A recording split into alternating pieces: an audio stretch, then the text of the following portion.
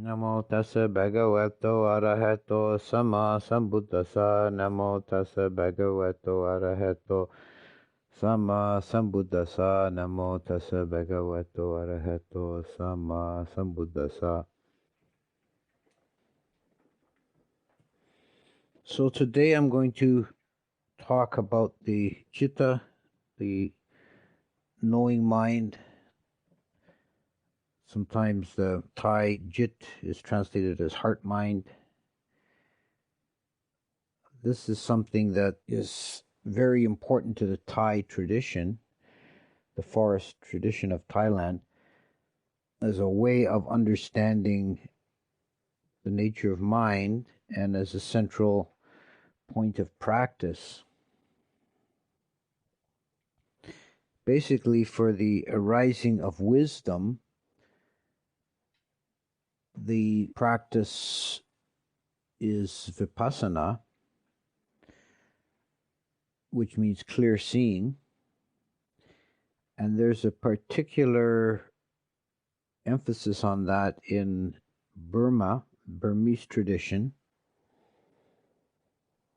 And in the Burmese way is very rigorous and methodical. And it's based upon being clearly aware of the object of consciousness in each moment.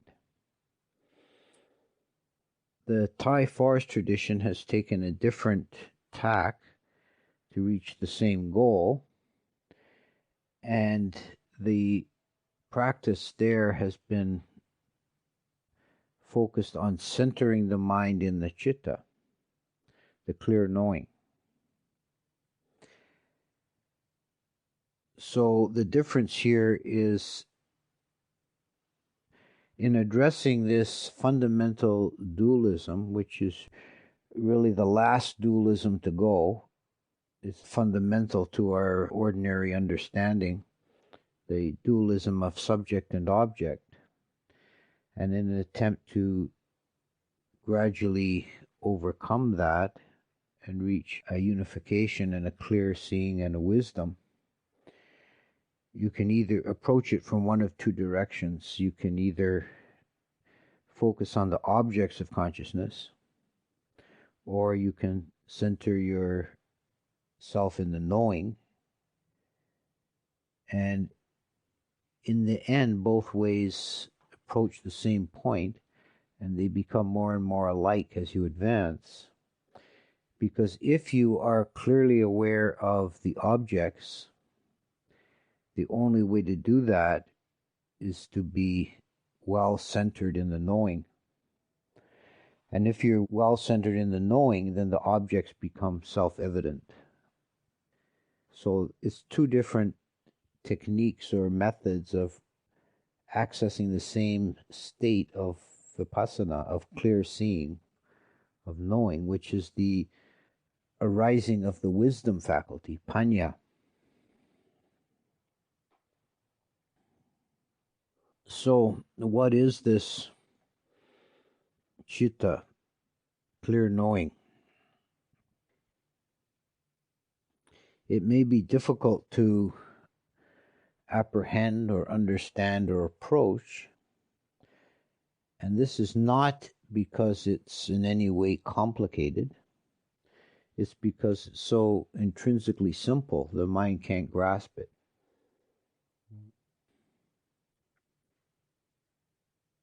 We want to make things complicated. We want to have it all laid out in a nice exposition. But when something is just so immediate as that, there's no way of describing it. It just is as it is. And it's the most fundamental part of our being, the most intimate level of our being, this clear knowing. The first thing to avoid in thinking about the citta is not to rely on names. Names are conventional labels. And even by calling it a chitta, we're confusing the issue because we're using a noun. This is unavoidable convention of language, whether you're speaking English or Pali or Thai or anything else, that we have to use nouns to speak about these things, but there's nothing there to reference with a noun. There's just a clear knowing, which is absolutely empty, absolutely void.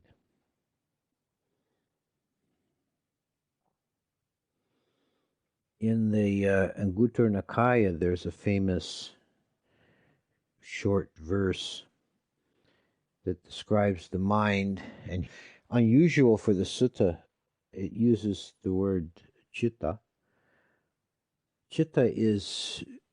The word chitta is more often an Abhidhamma term, but here it's described as radiant, luminous, abhasara. The chitta is luminous.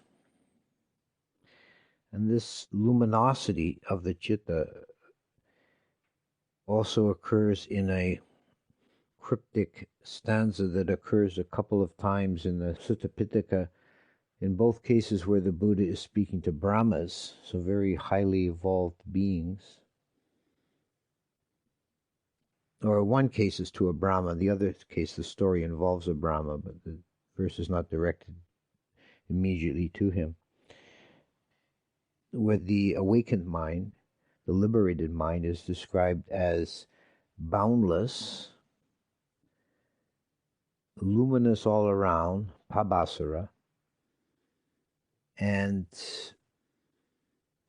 the literal translation of the last component is finds no footing. Without a basis, finds no footing.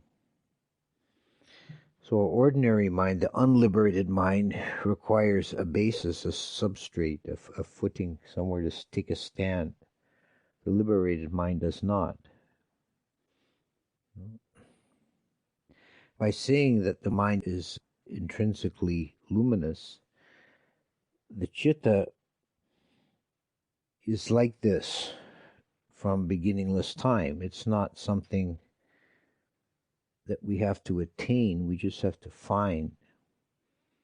We just have to let it be.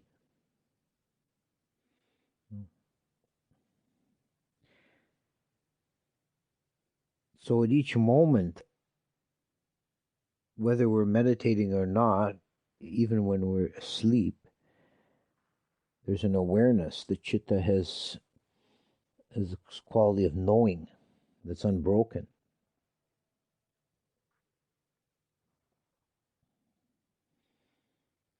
And that's really all it does.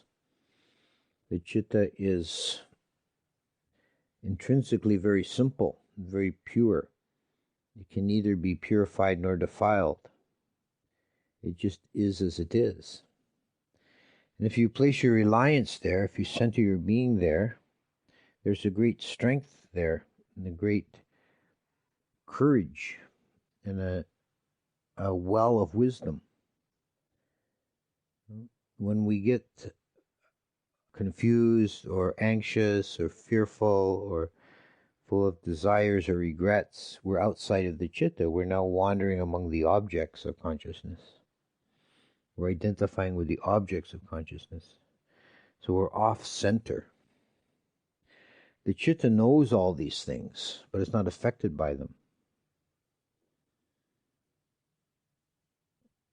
Pain or pleasure, fear or delight, all these things are external to the chitta, although the chitta is aware of them. It's not affected by them.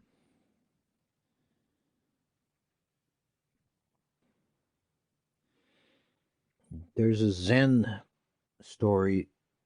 It's actually more than one that bears on this point, but there's one that speaks about two monks discussing the nature of mind, and one says the mind is like a mirror set up in a high place, and its face is brilliant, and it illuminates and reflects the 10,000 things. And the other monk says, well, that's not quite right. The way I see it, the mind is like a mirror set up in a high place, and it illuminates the 10,000 things, but nothing is reflected in the mirror thereby.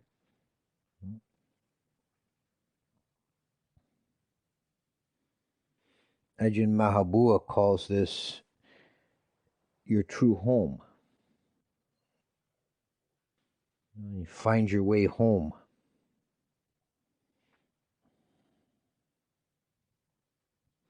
And I think the best way to talk about the practice around the citta is to center your being in the citta, rather than to say, look at the citta, observe the citta, because you really can't. Because it's intrinsically subjective, it's just a knowing. There's nothing there to be known. And if you think you're seeing the citta, all you're seeing is an idea of the citta or a reflection of the citta.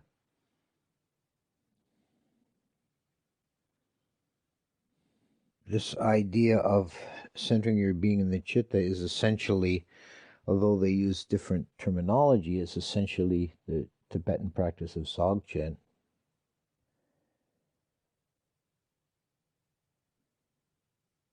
I attended a lecture once by a Tibetan Rinpoche. The theme of the lecture was not Dzogchen, but he touched on Dzogchen, and in that regard, he told people they should try and observe the knowing mind. At the moment, I didn't think it was polite for me to ask a question in the group, and it's sound like a Theravadan challenging the Vajrayana guy, and so it didn't seem politic to me to ask a public question. But I got him aside after privately, and I asked him, "You told people to observe the knowing mind. Do you think that's even possible?" And he kind of hemmed and hawed for a bit. And then he said, "Well, no, it's not. But we give it to people. It's because it's a very good exercise to try." It's like seeing your own face. You can never see your own face, right? You can see a reflection of your face in the mirror, but that's secondhand. It's not your face. So the knowing mind cannot know itself. That's not possible. Because it is. That's all it is knowing, is pure knowing. There's nothing there. It's empty inside, empty outside. Ultimately, the objects are empty too.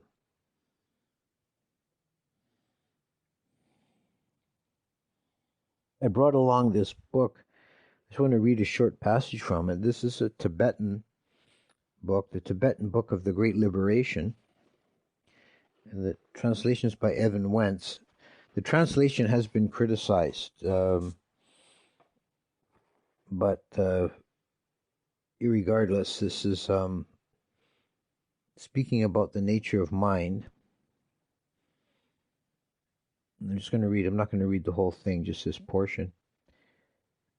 If one knows how to apply in a threefold manner this knowing of the mind, all past knowledge lost to memory becomes perfectly clear, and also knowledge of the future, thought of as unborn and unconceived. In the present, when the mind remains as it is naturally, it is ordinarily comprehended by its own time. When one seeks one's mind in its true state, it is found to be quite intelligible, although invisible.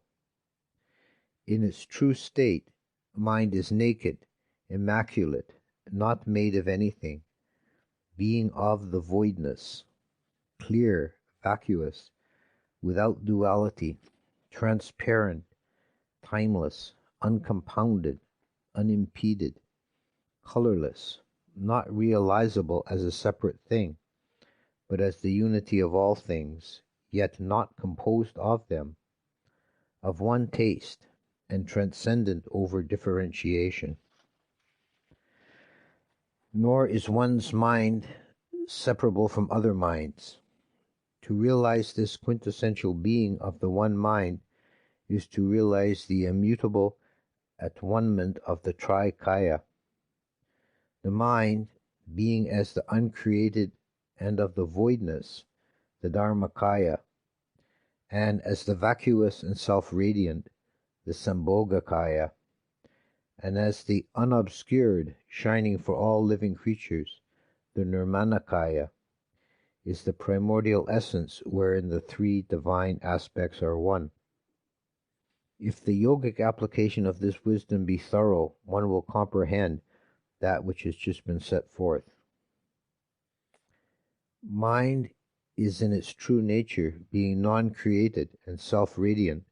How can one, without knowing the mind, assert that the mind is created? There being in this yoga nothing objective upon which to meditate, how can one, without having ascertained the true nature of mind, by meditation, assert that the mind is created? Mind in its true state being a reality, how can one, without having discovered one's own mind, assert that mind is created? Mind in its true state being undoubtedly ever existing, how can one, without having seen the mind face to face, assert that mind is created? The thinking principle being of the very essence of mind, how can one, without having sought and found it, assert that mind is created? Mind being transcendent over creation, and thus partaking of the uncreated, how can one assert that mind is created? Mind being in its primordial, unmodified naturalness, non-created, as it should be taken to be, and without form, how can one assert that it is created? Inasmuch as mind can also be taken to be devoid of quality, how can one venture to assert that it is created? The self-born, quality-less mind, being like the three voids, undifferentiated, unmodified, how can one assert that mind is created? Mind being without objectivity and causation, self-originated, self-born, how can one, without having endeavored to know mind, assert that mind is created? Inasmuch as divine wisdom dawns in accordance with its own time, and one is emancipated, how can opponents of these teachings assert that it is created? Mind being as it is, of this nature, and thus unknowable, how can one assert that mind is created? The one mind being verily of the voidness, and without any foundation, one's mind is likewise as vacuous as the sky. To know this, whether this be so or not, look within thine own mind. Being of the voidness, and thus not to be conceived as having any beginning or ending, self-born wisdom has in reality been shining forever, like the sun's essentiality, itself unborn. To know whether this be so or not, look within thine own mind. Divine wisdom is undoubtedly indestructible, unbreakable, like the ever-flowing current of a river. To know whether this be so or not, look within thine own mind.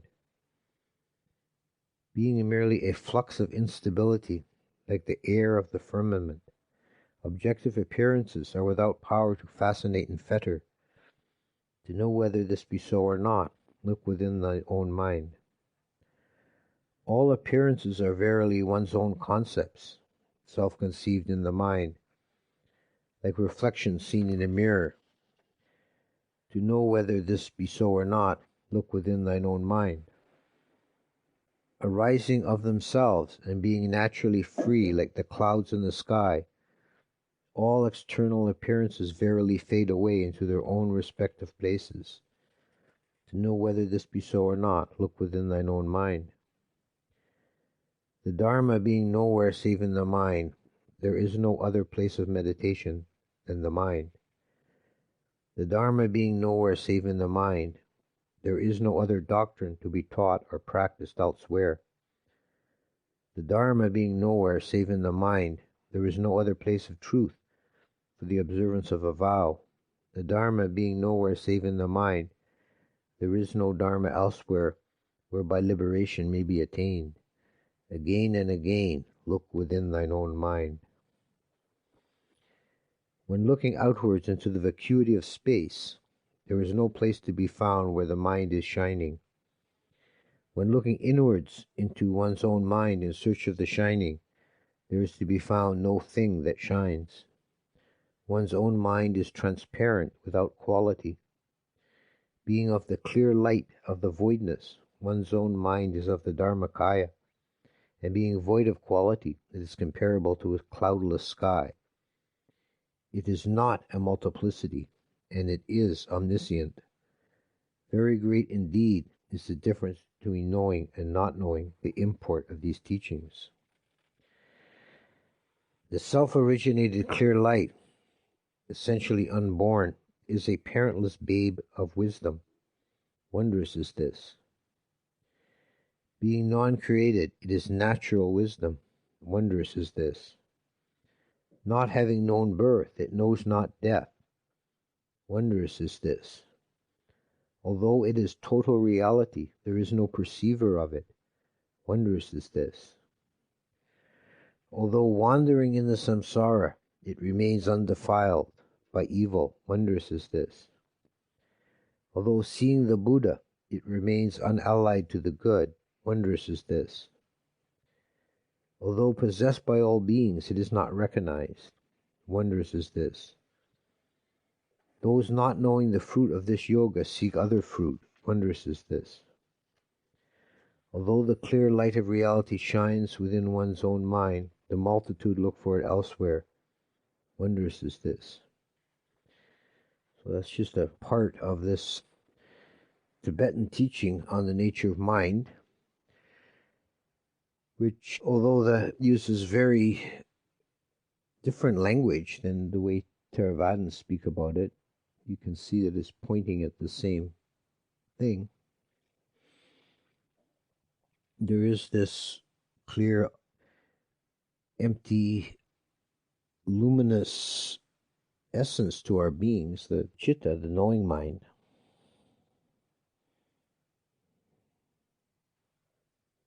And as this text states, it's beyond birth and death. It just is as it is. At one time, I was asked to speak with a woman who was dying. She was in a hospice ward in her last weeks of life.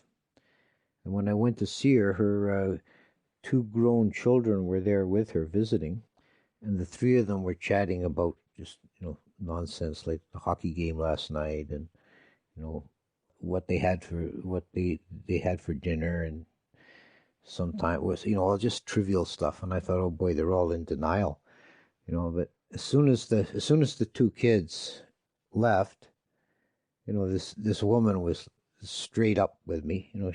She was protecting them. They weren't ready to talk about it. She was very clear. She said, here's the deal. I know I've got 2 at best 3 months left.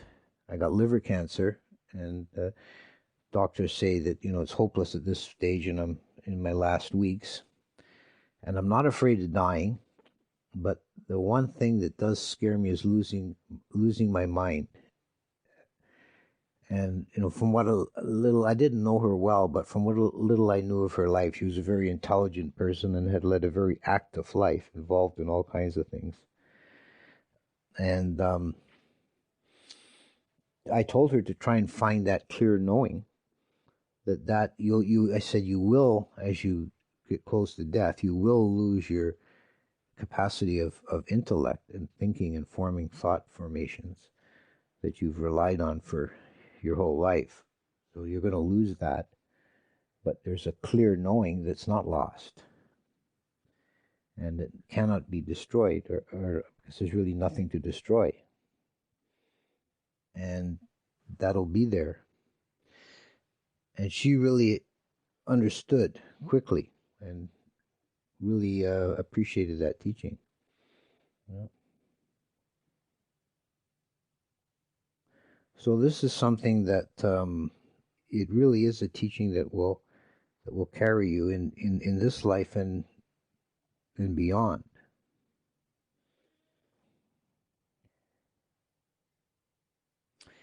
In the Tibetan book of the Living and Dying by Sangol Rinpoche, which is a very interesting study. One of the things that he brings out in that book is that the process of falling asleep at night is exactly parallel to the process of dying, that your faculties fall away in the same order. And if you try and remain conscious during the process of falling asleep, which is a very good meditative exercise, you can see that. You can see that at some point the thinking faculty falls away and is gone. And it's impossible to formulate a thought. Well, when you're going to sleep, it's not as powerful as when you're dying. You do have the option of backing up. You can force yourself to think, and then you'll just stay awake. You won't be able to sleep. But if you let the thinking process dissolve and go, you'll go deeper.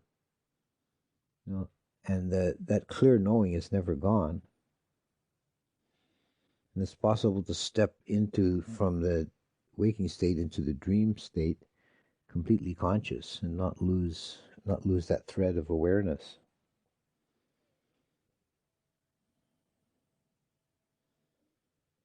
And as this Tibetan text implies, all beings have this clear awareness, but few beings recognize it, have any deeper understanding of it. But it's omnipresent. And it's really, in the last analysis, it's really all we have. Because everything else we experience, the 10,000 things or the manifold appearances, the objects of consciousness, they're all known to us within the eye of consciousness.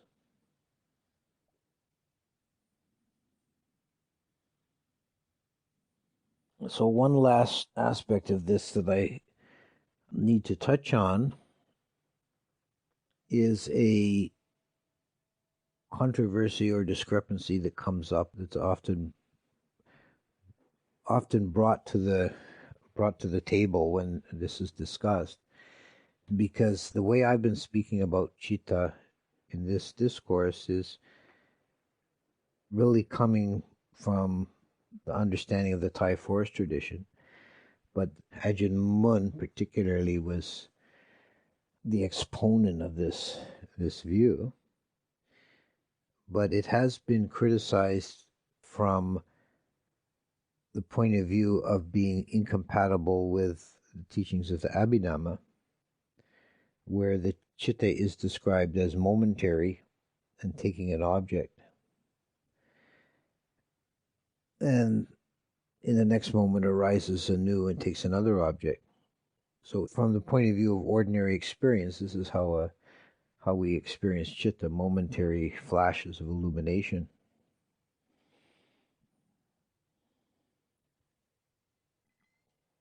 But I've always found these two different ways of looking at the citta, although on a superficial level they're incompatible, find that they serve a practical purpose in different contexts of understanding the nature of mind.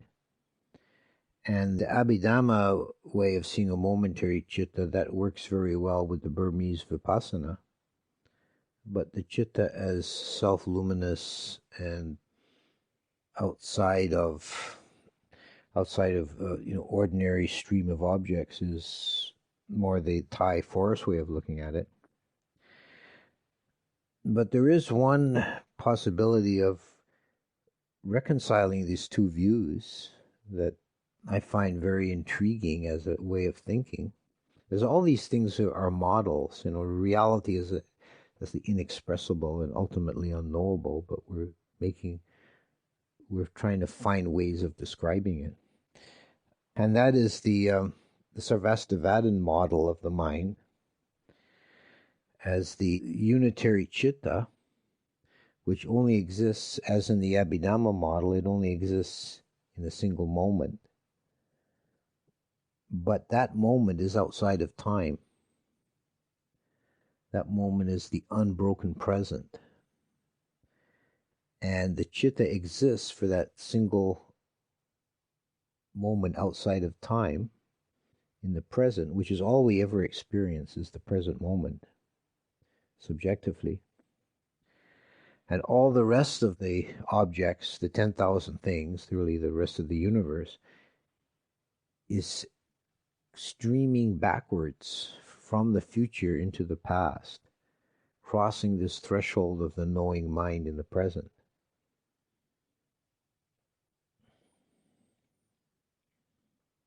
So that was the name of the school, was Sarvastivada, means all exists, because they taught that past, present, and future all exist. And this is one way of modeling that the future exists as a field of infinite potential, not yet manifest. As it falls back into the past, it crosses the threshold of the present, where we experience it as momentary reality. And then it falls away into the past, where it's a memory or a trace in the past.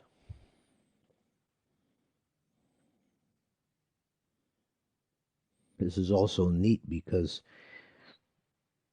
if we identify with the citta as the moment outside of time, then it overcomes the dualism of past and future.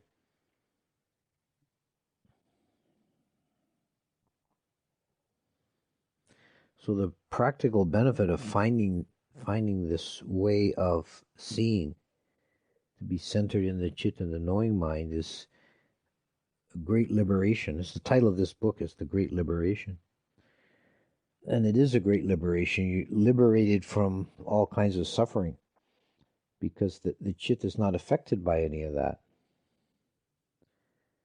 I've compared it to sitting inside your nice, warm, cozy cabin with a fire on and looking out the window, and there's a blizzard and a storm going on outside. And that experience is different than being outside walking through the blizzard. So if you're in the citta, you know the blizzard, but you're not in or of the blizzard.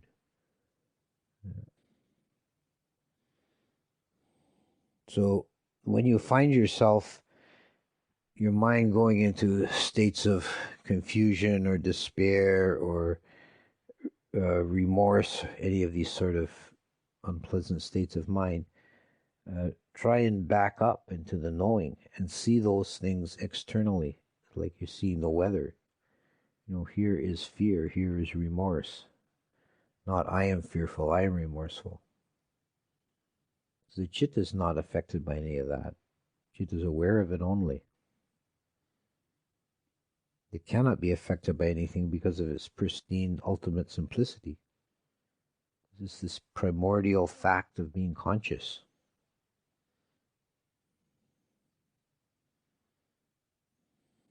So I'll leave you with that, reflections on the citta.